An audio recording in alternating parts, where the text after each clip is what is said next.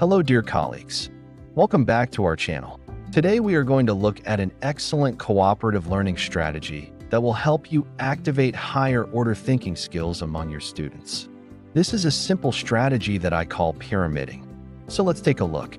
It is a structure where ideas build from individual to group consensus. And so what does that mean exactly? Well, it means that we start off by having students generate their own ideas, and then we have them discuss those ideas in pairs, then in groups of 4, and finally, we bring the whole class together to come to a consensus or a synthesized understanding of the learning goal. It can be used in all levels of education from elementary school all the way to high school and beyond. So what are the steps involved in using this strategy? Well, the first step involves giving a prompt or a question to students. You want to make sure that this is clear and that they understand exactly what it is that you are asking them to do.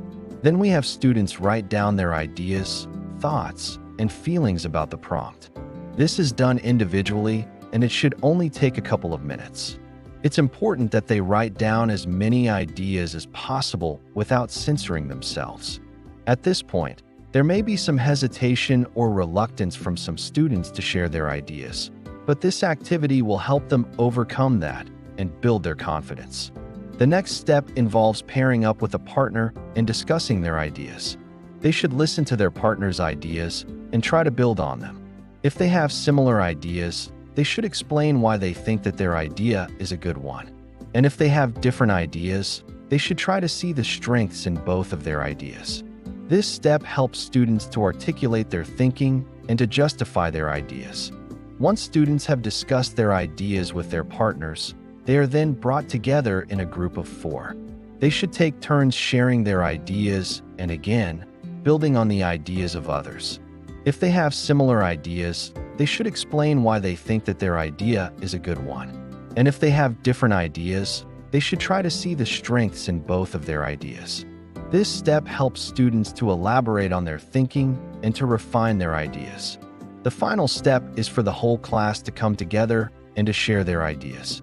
As a class, they should try to come to a consensus or a synthesized understanding of the prompt. This step helps students to internalize their learning and to see the connections between their ideas and the ideas of their peers. There are a few tips that you can use to help make this strategy successful. First, when asking your question or giving your prompt, make sure that it is clear and concise. You may need to rephrase your question a couple of times to make sure that all students understand what you are asking them to do. Next, make sure that students are held accountable for their learning. This can be done by having them write down their ideas before they share them with their partners, or by having them take notes on their partner's ideas. Finally, debrief the activity after it is completed. Ask students what they learned from their peers and how they might use this information in their own work. This strategy is great for a variety of different learning goals. It can be used to help students understand complex concepts, to help them develop their critical thinking skills, and to help them become more effective collaborators. Here are some examples of prompts that you can use to get started. What are the main ideas in this chapter? How does this event affect the characters in the story? What are the strengths and weaknesses of this argument? And what are some solutions to this problem?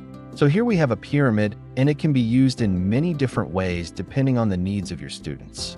For example, if you are teaching a class on argumentative writing, you could use this strategy to help students develop their argument.